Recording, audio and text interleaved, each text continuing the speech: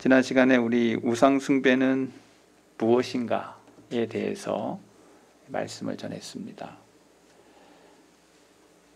명확한 정의가 필요하고 또 방향이 중요하다라고 지난 시간에 말씀을 전했습니다. 우상숭배가 뭐냐? 한 그리스도인이 그의 영적 여행을 좌초당하지 않고 앞으로 나아가려면 그의 방향을 잃지 않도록 해야 되는데, 그러기 위해서는 그 마음속에 신앙의 개념에 대한 명백한 정의가 필요하다라고 말씀을 전했습니다. 그럼 우상숭배를 제가 정의해 보도록 하겠습니다. 삼위일체 하나님, 단지 그분께만 합당한 경의를 드려야 하는 예배가 하나님의 피조물 가운데 어느 한 피조물에게 드려지는 것이며, 또한 그 피조물을 만든 고안품에 드려지는 것이다. 우상숭배가 뭐냐? 하나님께 드려질 예배가 어떠한 인간의 고안품이나 또 어떠한 피조물에게 예배가 되어진다면 그 예배는 우상숭배다. 여러분, 저는 이런 예배도 드려본 적이 있습니다. 칠순 감사 예배. 근데 저는 그런 거 좋아하지 않습니다. 예배면 예배지, 누구를 위한 예배가 된다면 그것은 우상숭배일 수 있다는 거예요. 하나님을 높여야 될 예배에 그 사람을 높이고 존귀 여깁니다. 참 이상한 거예요. 백일 예배, 여러 가지 그러한 것들이 의외로 많습니다. 저는 가끔 제가 회의를 느낄 때가 있어요. 이거 이상한데 제가 잘못된 겁니까? 성경에 어디 그런 게 써 있지도 않고, 그리고 어떠한 대상자에게, 피조물에게, 고안품에게 예배를, 하나님이 받으셔야 될 예배를 그 사람이 올라가고 있다면 그것은 우상숭배인 겁니다. 여러분, 제 말이 이상하게 들린다면 여러분의 신앙을 다시 재점검해야 될 것입니다. 제가 분명히 목적지가 분명하고 방향이 분명해야 된다라고 말씀을 드렸습니다. 저와 여러분들이 개혁교회를 다니고 있습니다. 저와 여러분들이 개혁교회를 다닌다는 것은 고백교회를 말하는 것입니다. 나의 신앙의 고백. 주는 그리스도시요 살아계신 하나님의 아들 예수 그리스도가 하나님이심을 믿는 믿음. 베드로를 그래서 예수님이 칭찬하신 것입니다. 그의 신앙의 고백을 듣고서 칭찬하셨습니다. 저와 여러분들 오늘 성경에서 말하고 있는 우상이 뭔지를 분명히 알고 그것에 대해서 볼 줄 알고 또 신앙의 경주자로서의 삶을 살아간다면 성경 말씀에 따라가는 삶을 말하는 것입니다. 그래서 우상은 유식한 자나 무식한 자나 문명인이나 야만인이나 가지각색의 형태로 나타날 수 있다. 지난 시간에 제가 말씀을 드렸습니다.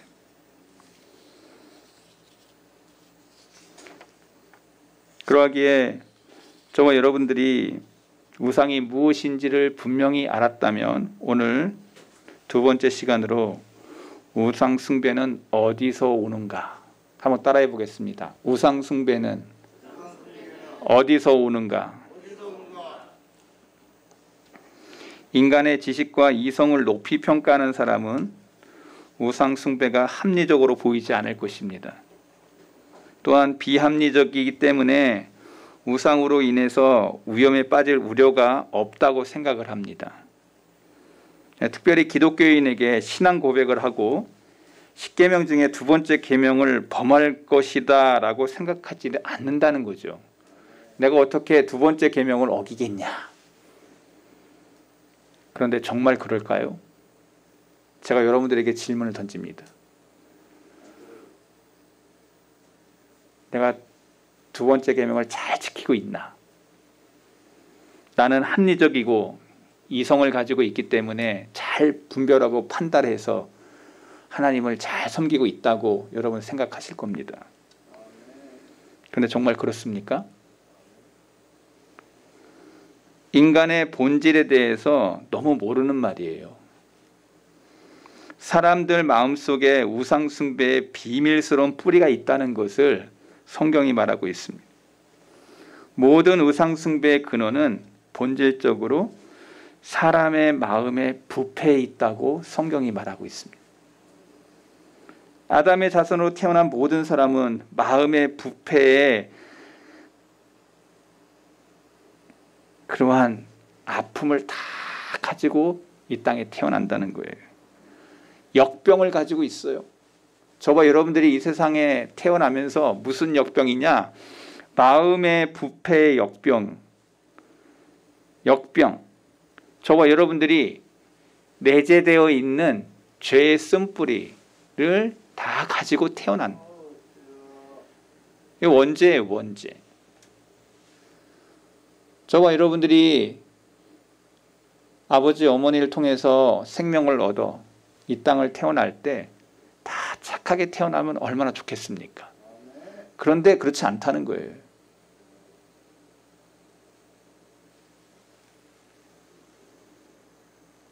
성경을 보세요. 마가복음 7장 20절부터 23절의 말씀, 제가 올려놓았습니다. 같이 한번 읽어볼까요? 또 이르시되 사람에게서 나오는 그것이 사람을 더럽게 하느니라. 속에서 곧 사람의 마음에서 나오는 것은 악한 생각 곧 음란과 도적질과 살인과 간음과 탐욕과 악독과 속임과 음탕과 질투와 비방과 교만과 우매함이니 이 모든 악한 것이 다 속에서 나와서 사람을 더럽게 하느니라. 여러분, 이게 무슨 말씀이죠? 사람의 마음속에서 나오는 게 이런 것들이라는 거예요. 옆에 사람 얼굴 보세요. 이 사람 선하게 생겼죠? 아름답게 생겼습니다. 멋있게 생겼습니다. 아름답습니다. 그런데 이 사람에게서 나오는 것들이 뭐냐? 마음에서 나오는 이 악한 생각들, 음란, 도적질, 살인, 간음, 탐욕, 악독, 속임, 음탕, 질투, 비방, 교만, 우매, 이 처참한 것들이 우리 안에서 나온다는 거예요. 옆에 사람 안 미워할 것 같죠? 우리가 다 이렇게 지금 예배 시간에 아주 아름다운 모습으로 저와 여러분은 예배 드리지만 이 사람 속에 호랑이가 다 있고 사자가 다 있어요. 화나면 얼마나 무서운지 모릅니다. 얼마나 무서운 사람이 되는지 모릅니다. 얼마나 사람을 미워할 수 있는지를 극대극으로 보여줄 수 있습니다. 부부싸움 할 때 다 나옵니다. 나와요, 안 나와요? 근데 부부싸움 할 상대가 없어? 뭐 그런 사람도 있겠지. 자, 다 나와, 다. 사람이 사람을 미워하고 사람이 사람을 사랑할 때 극대극의 모습이 나타나요.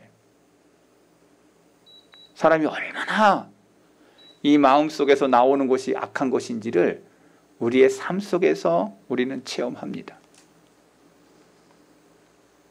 내 마음속에 사랑에 깃든 사람은 사랑의 모습이 나옵니다. 말과 행동 속에서. 그러나 내 마음속에 이 악한 것이 가득 찬 사람은, 악한 생각이 가득 찬 사람은 아까 열거했던 예수님이 말씀했던 이 모든 게 다 나오는 거예요. 여러분, 그러면은 여러분의 삶을 생각해 보면 됩니다. 내가 어느 게 더 많이 발산되고 분출되고 있는지. 산에 화산이 폭발하는데 그냥 아름다운 산으로서 마치는 게 아니고 어떤 산은 막 분화구가 막 올라오고 막 지진도 일어나고 막 이래요. 뭐가 분출되고 있냐? 그런 데는 산에 사람들 못 가죠? 마찬가지로 여러분의 삶을 보면 삶 속에서 여러분의 말과 행동 속에 무엇이 더 많이 올라오는지를 보면 여러분들이 어떤 사람인지를 알게 된다는 것이죠. 마음속에 하나님에 대한 거짓된 생각과 하나님을 예배하는 것에 있어서 거짓된 생각이 다 나온다는 거예요. 그래서 사도 바울은 갈라디아 교우를 향해서 말씀했습니다. 갈라디아서 5장 19절. 바울이 얼마나 정확하게 얘기했는지를 우리에게 설명해줘요. 같이 읽어볼게요. 육체의 일은 분명하니 곧 음행과 더러운 것과 호색과, 자 여기 중요한 거, 육체의 일을 이야기하면서 음행, 더러운 것, 호색, 다음에 뭐요? 우상 숭배가 네 번째 있어요. 다 제가 읽지 않습니다. 육체의 일을 이야기하면서 음행, 더러운 것, 호색 하면서 네 번째 뭐가 있어? 우상 숭배라고 하는 것을 사도 바울이 설명해 주고 있어요. 여러분, 우상 숭배라는 게 얼마나 가까이 있는지를 우리에게 설명해 주고 있는 거예요. 육체의 일에 우상 숭배를 낳게 한다. 인간은 어떠한 형태로든 종교를 가지고 있습니다. 하나님은 타락한 인간의 마음속에 그 증거를 남기셨습니다. 사람의 마음 깊은 곳 속에서 쓰레기더미 같이 숨겨진 비문처럼, 또 지우고 거듭쓴 양피지 사본처럼 희미한 그 무엇인가가 여러분의 영혼 속에 깃들어져 있어요. 그래가지고 그게 드러나. 비록 그것이 희미해 보이고 거의 알아볼 수 없을 것 같이 보일지라도 그의 마음속에는 그로하여금 종교를 가지게 하고 어떠한 것을 예배하도록 만들게 하는 그 무엇인가가 여러분의 영혼에 내재되어 있어요. 그래서 모든 사람들은 종교심이 있어. 사도 바울이 그래서 사람들을 향해서, 아테네 가서 그리스 사람들을 향해서 너희들은 종교심이 많도다 그랬어요. 저와 여러분들이 다 내 마음 안에 내재된 종교적 씨가 다 들어져 있는 거예요. 뭔가를 섬겨야 된다고 하는 그 내재된 씨가 있어. 그런데 하나님을 섬기는 그 종교심이 있으면 당연히 좋은데, 그렇지 아니하고 그 종교심이 하나님이 아닌 다른 대상을 섬기는데 문제가 생기는 거예요. 이 증거는 인간이 있는 모든 곳에 다 있습니다. 깊은 오지에도 인간은 악귀에 대한 희미한 두려움과 그 두려움을 달래보려는 마음으로 어떤 형태로든지 예배의 의식을 가지고 있어요. 깊은 사람이 살지 않는 그 오지, 거기에 있는 사람들을 만나도 그 안에 다 종교심이 있더라는 거예요. 밀림에도 그 사람이 살고 있는 그곳 속에는 다 그러한 종교심들이 있더라는 거예요. 이 모든 것은 인간의 타락한 결과로 온 것입니다. 하나님을 알지 못하고 그의 본질과 특성에 대해서 육적이고 천박한 개념을 가지면서 세속적이고 감각적인 예배의 개념을 가지고 그것이 하나님께서 받아들여진다고 생각하는 자연인이 가진 종교의 특징이 있습니다. 사람의 마음속에 신을 보고 느끼고 만질 수 있는 존재로 만들려는 욕망이 그 자연인의 사람들의 마음속에 다 있다는 거예요. 그래서 사람들은 그래서 이렇게 어떠한 조형물을 만들기를 좋아해요. 그 잘하는 거 있죠? 이북 사람들. 김일성이, 김정일이 그 큰 그런 것들을 만들어 놓고 그 앞에서 절을 하죠. 다 우상이에요. 뭔가 우리는 조형물을 만들어 놓고 그것 앞에서 자기의 것을 머리를 숙여서 조아리고 있어요. 우리는 조상신에 대해서도 우리 한국 사람들이 얼마나 제사를 잘 드리는지 몰라요. 기독교 100년의 역사 속에서 이 나라 이 민족 조선은 조상신을 섬기는데 그렇게 열심히 했던 민족이 이 조선 민족이었어요. 그래서 선교사들이 와가지고 탄식을 했어요. 야, 이 나라 참 희한한 나라다. 그렇게 가난하면서도 조상신에 대해서는 얼마나 극진히 섬기는지 몰라요. 지금도 제사 드린 사람들은 얼마나 많습니까? 주위에. 기일을 맞아서 아버지 돌아간 날, 어머니 돌아간 날 하면서 제사만 드리는 것도 한 20번, 30번 하는 그런 집도 있어요. 제가 아는 친구 중에 그렇게 우상신을 섬겨도 그러한 조상신을 그렇게 많이 섬기는 그러한 사람들도 제가 본 적이 있어요. 자기는 그거 하기 힘들다는 거예요. 맨날 그거 해서 그 앞에서 그거 하고 절하고.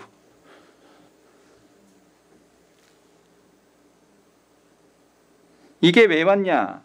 인간의 타락의 결과로 온 것이라는 거예요. 죄된 인간은 자기의 하나님을 자신과 같은 비천한 위치로 끌어내려서 그의 신앙의 눈에 보이는 것으로 만들고자 합니다. 그의 마음의 믿음, 영으로 이루어진 신앙을 알지 못한 채 그냥 내가 믿는 신을 섬겨보려고 애를 쓴다는 것입니다. 간단히 말해서 타락하고 실투된 인생은 은혜로서 새롭게 될 때까지 형식적으로 드리는 예배에 대한 아무런 이의를 제기하지 못해요. 즉 한마디로 얘기하면 우상숭배는 사람의 마음에서 본질적으로 흘러나오는 것이라는 거예요. 본질적으로 흘러나와. 그것은 마치 경작되지 않은 땅에 사람의 마음에서 자라는 잡초와 같은 거예요.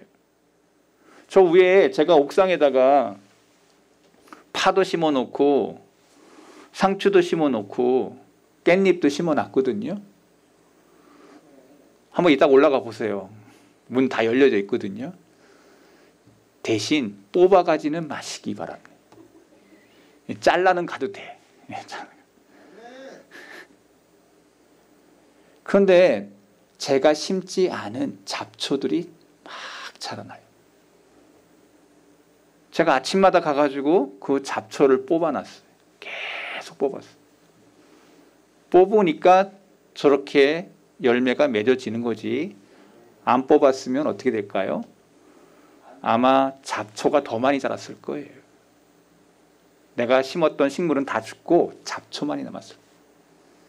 여러분의 영혼에도 이러한 우상 숭배와 같은 잡초를 뽑아내지 않으면 여러분의 믿음 지키기가, 여러분의 신앙 지키기가 엄청나게 어려운 시기라는 걸 여러분 아셔야 됩니다. 여러분의 신앙과 믿음을 지키셔야 됩니다. 여러분의 영혼 속에 늘 잘못된 잡초들을 끄집어내셔야 됩니다. 여러분, 이 우상 숭배라는 것이 여러분의 믿음을 지키고 신앙을 지키는 가장 중요한 것이에요. 여러분의 영혼을 생각하셔야 돼요. 예배자의 자리에서 여러분의 영혼을 관찰하셔야 돼요. 분별하셔야 돼요. 내가 지금 바른 믿음, 바른 신앙인지, 하나님을 두려워하면서 내가 바른 신앙, 바른 믿음인가를 늘 생각하셔야 돼요. 여러분, 믿음이라는 게 절대 쉽지 아니함을 성경이 말하고 있습니다. 우리는 구약의 교회에서 지난 시간 부올, 바알, 아세라, 몰록, 그모스, 아스다롯 이런 우상들이 계속해서 나타나는 것을 통해서 여러분이 놀랄 거예요. 성경을 읽으면서 야, 왜 이스라엘 사람들이 왜 이렇게 하나님을 섬긴다고 하면서 이렇게 많은 신들을 섬겼을까? 왕정시대에 들어와서 산당과 형상들을 보면서 그러고 섬기지 말라고 모세의 의식법에 붙여놨음에도 불구하고 유대인들은 다 그것을 따라 타락했던 모습을 성경이 그려주고 있어요. 그래서 그들이 어떻게 됐습니까? 아수르에 팔리고 바벨론에 팔리고 그 땅에 살지 못해서 다 끌려가고 포로로 끌려가고 우상 숨겼던 우상 숭배 때문에 그들이 망했다. 이렇게 기록하고 있지 않습니까? 그게 구약의 역사예요. 구약의 교회의 모습이었어요. 여러분, 예수님이 부활하시고 승천하신 후 교회의 모습 2000년이 흘렀습니다. 기독교 교회의 역사 속에 1000년 기독교 역사의 1000년, 콘스탄틴이 기독교회가 양성으로 일어나는데 처음으로 공식으로 로마 황제가 선언을 합니다. 이제는 기독교 국가가 된 것입니다. 그래서 로마는 기독교 국가가 돼요. 그게 313년에 시작합니다. 그리고 1000년의 역사 속에서 기독교의 역사가, 중세의 역사가 어떻게 됐냐? 하나님 잘 섬겼냐? 그 역사를 보면 예수 그리스도를 높이기보다 마리아를 높이기 시작했고, 동정녀 마리아를 높이기 시작했고, 수많은 성인들을 높이기 시작했고, 로마 가톨릭 교회가 얼마나 추악한 일을 범했는지, 얼마나 많은 사람들을 죽였는지, 성경을 말하는 사람들을 죽이기 시작했어요. 그 역사가 1000년의 역사였습니다. 그게 역사예요. 구약의 교회가 다 우상숭배 때문에 무너졌고, 기독교의 1000년의 역사가 다 우상숭배 때문에 무너졌어요. 하나님을 높이고 예수님을 높이고 성령님을 높이는 그 신앙이 아니라 동정녀 마리아를 높이고 성인들을 높이면서 성경이 말하지 않냐는 우상숭배만을 높이는 일들이 1000년의 역사 속에, 저와 여러분의 역사 속에 있는 거예요. 그래서 1600년도에 루터와 칼빈이 일어나서 오직 말씀으로, 오직 은혜로, 오직 믿음으로, 오직 성경으로 라고 하는 캐치플레이로 종교개혁이 일어났어요. 그리고 성경대로 믿는 신앙을 찾기 시작했던 거예요. 그게 지금 저와 여러분들이 붙잡고 있는 기독교인 것입니다. 저와 여러분이 믿는 신앙이에요. 여러분, 이게 얼마나 놀라운 진리인지를 여러분이 꼭 기억하셔야 돼요. 왜 이렇게 구약교회가 무너졌냐? 왜 이렇게 로마 가톨릭이 무너졌냐? 한 가지로 얘기할 수 있습니다. 인간의 마음이 변하지 않았기 때문이라는 거예요. 바로 그 근본 원리는 사람의 마음의 부패 때문이라는 거예요. 죄된 인간의 마음 속에 하나님을 감각적으로, 육적으로 예배하는 본질적 성향이 있기 때문에 그렇다는 거예요. 내가 만져야 돼. 내가 봐야 돼. 이 죄된 원죄의 성격이 우리 안에 남아져 있기 때문에 내가 보여지는 그 금송아지, 보여지는 어떤 형상, 보여지는 어떤 보형물, 이것을 보면서 내가 하나님을 섬긴다, 내가 어떠한 것을 섬긴다라고 생각하는 거예요. 우리 눈에 보이는 수단과 방법을 생각해내면서 궁극적으로 이러한 사람의 고안품에 사람들은 하나님께 드려야 할 경의를 표하고 있다는 거예요. 실제로 우상숭배는 자연스러운 일이에요. 편하고 쉬워요. 반면에 영적인 예배는 전적으로 은혜요, 성경으로 이야기하면 어려운 일이며 인간의 본성에 맞지 않는 것이라고 말하고 있어요. 사람의 마음을 기쁘게 할 수 있는 예배는 우리 주님이 명하신 신령과 진정으로 하나님을 예배하는 것 외에는 없다고 성경이 말하고 있어요. 여러분, 되게 이상하죠? 신령과 진정이 내 마음대로 되는 거예요? 아니에요. 하나님이 하셔야 돼요. 여러분, 이 시간에도 인간 최범규 목사의 말을 들으려고 이곳에 오지 않았다고 저는 봅니다. 여러분, 이 시간 예배 드릴 때 하나님의 음성을 듣길 원해서 이 자리에 온 줄로 믿습니다. 여러분, 기억하셔야 됩니다. 그러면 어떻게 그거를 분별할 수 있을까? 성경이 말하는 것을 따라가셔야 됩니다. 요한복음 4장 23절, 아버지께 참되게 예배하는 자들은 영과 진리로 예배할 때가 오나니 곧 이때라. 아버지께서는 자기에게 이렇게 예배하는 자를 찾으시느니라. 하나님이 찾으시는 예배자가 따로 있어.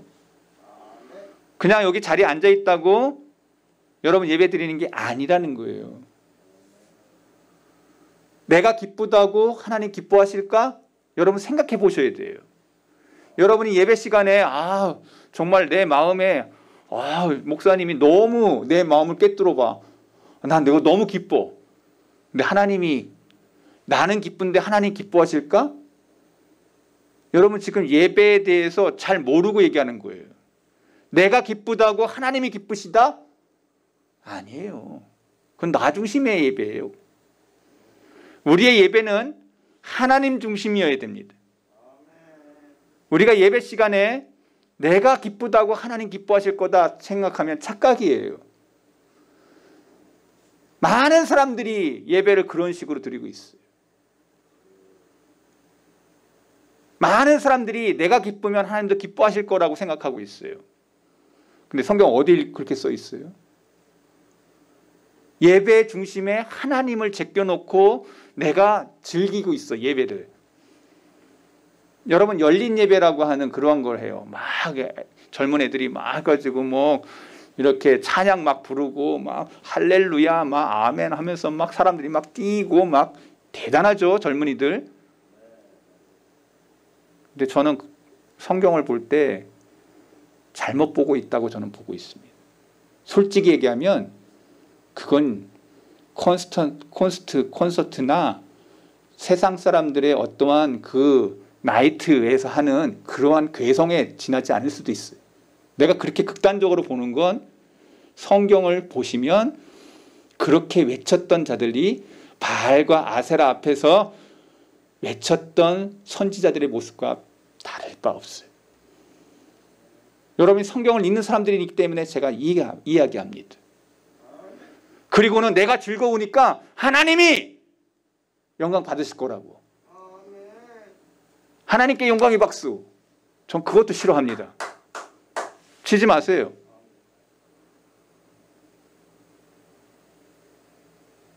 여러분 그게 바른 것인가? 제가 이렇게 설교하니까 여러분들이 조금 막 얼굴이 다 굳어. 근데 여러분 분별하시라고 제가 말씀을 드리는 거예요. 내가 기쁘다고 하나님 기뻐하실까? 근데 예배를 뭐라고 얘기하고 있냐면 영과 진리로 예배할지니라. 그 영이 무엇이냐? 성령을 따라. 예배가 무엇이냐? 진리를 따라. 여러분 진리가 무엇입니까? 진리에 대해서 여러분들이 명확하게 생각한다면 여러분의 예배의 그 의식 속에서 내가 지금 바른 예배의 자인가 깊이 생각해 볼 필요가 있어요. 제가 여러분들에게 예고하는 거 하나 또 있습니다. 우상 숭배는 없어지지 않을 겁니다. 우리가 이제까지 보았던 것보다 더 많이 사람들은 우상을 섬길 겁니다. 우리들 주위에 얼마나 많은 이단과 우상들이 있는지 여러분들이 목도할 겁니다.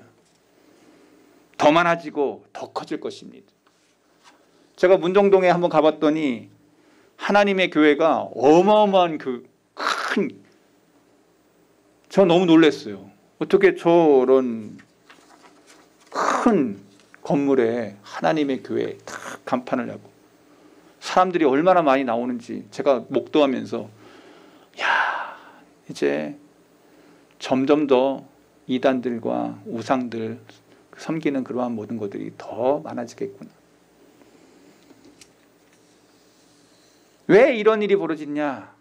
많은 사람들이 자기 우상을 만들고 진리의 화신으로 받들고 영웅으로 숭배하는 일에 몰두하게 됩니다. 여러분 성경을 읽어보면 잘 섬긴다고 하는 성경의 사람들이 드라빔을 섬겨요. 드라빔. 자기 안의 신을 섬겨. 또 그거를 짐승의 저기다 숨겨가지고 그러한 내용이 성경의 창세기에 나와. 하나님을 섬긴다고 하면서 자기의 신이 따로 있어. 은밀히 자기만이 좋아하는 그 신을 따라가. 요즘 어떻습니까? 그러한 신들, 진리의 화신으로 받들고 영으로 숭배하는 신들. 요즘 축구 보세요. 축구 선수가 신이에요. 영국을 보세요. 축구하는 날이면요 티셔츠고 뭐 다 그 사람 그 지역 사람들은 다 그거 다 입고 가야 돼. 만약에 다른 그 팀에 거 입으면 아마 죽을 수도 있어 그 사람. 그래서 살기 위해서 그런 옷을 입는데 제가 아는 그 영국에서 공부했던 친구가 자기는 그 팀 아닌데 그 옷이라도 입어야 자기가 살 수 있다고 느낀다는 거예요. 축구의 신이 돼버렸어. 축구가 신이 된 거예요. 교회 가는 것보다 축구장에서 그 열기, 그 한 사람 축구 골이 하나 들어가면 그 사람이 완전히 신이 되는 거예요.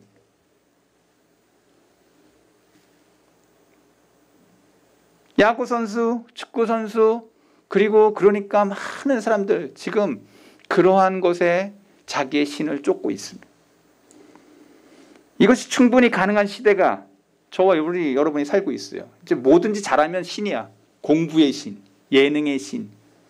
이젠 공공연히 그 신이 이제는 공공연히 돼버리고 말았어요.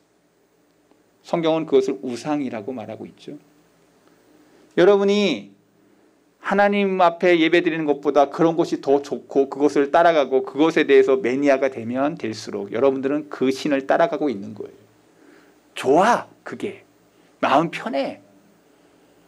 여러분 가까이에 우상이 있다는 거예요. 한번 따라해 보겠습니다. 내 가까이에 우상이 있다. 저는 한 가지 이야기를 하고 오늘 말씀을 정리해 보려고 합니다. 우상 숭배가 구시대 죄라고 생각하지 말라고. 그건 유대인들이나 이스라엘 사람들이 나 섬겼던 죄라고. 아니요. 지금 현 시대 사람들도 자기 신을 섬기고 있습니다. 그 신이 진짜 하나님이신가를 생각하셔야 돼요. 제가 원색적인 말을 합니다. 여러분 진짜 하나님 섬기십니까? 여러분이 섬기는 그 하나님이 진짜라고 믿습니까? 제가 아주 무서운 말 했습니다. 그러면 그렇게 예배 드릴 수 있을까요? 여러분이 섬기는 그 하나님이 여러분이 그 섬기는 그 하나님만큼 여러분이 그렇게 행동하고 있는 거예요. 두렵고 떨리고 전심으로 온 마음 다해 그렇게 섬기는 그 하나님인지를 여러분 생각해 보시기 바랍니다. 많은 사람들이 착각하고 있습니다. 내가 섬기는 하나님이 진짜 하나님이라면 여러분들이 말이 다르고 행동이 다르고 여러분의 예배 시간에 예배의 모습이 다를 거예요. 자기가 믿고 싶은 그 하나님을 믿는 거야. 자기가 섬기고 싶은 그 하나님을 생각하는 거야. 성경의 그 하나님을 믿지 않는 거예요. 성경의 그 진리의 말씀을 믿지 않는 거예요. 이게 성경이 얘기하고 있는 진리인 겁니다. 저와 여러분이 꼭 기억하셔야 됩니다. 내가 믿는 그 하나님이 진짜 하나님이신. 사도 바울이 그래서 얘기했어요. 고린도서 10장 14절 우리가 읽었던 본문. 우상 숭배하는 일을 피하라. 너가 삶 속에서 구약의 구시대에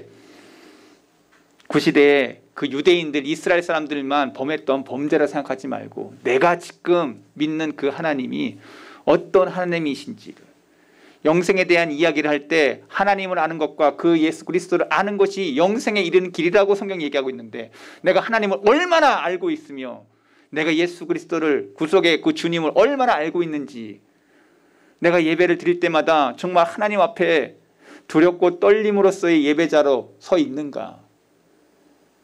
여러분이 알고 있는 하나님과 성경이 말하고 있는 그 하나님이 갭이 있다면 문제가 있는 거예요. 성경에 있는 그 하나님을 믿는다면 여러분들의 신앙이 한 단계 한 단계 주님의 말씀 앞으로 나아가는 신앙자의 믿음으로 저와 여러분들이 바뀌게 될 줄로 믿습니다. 기도하겠습니다.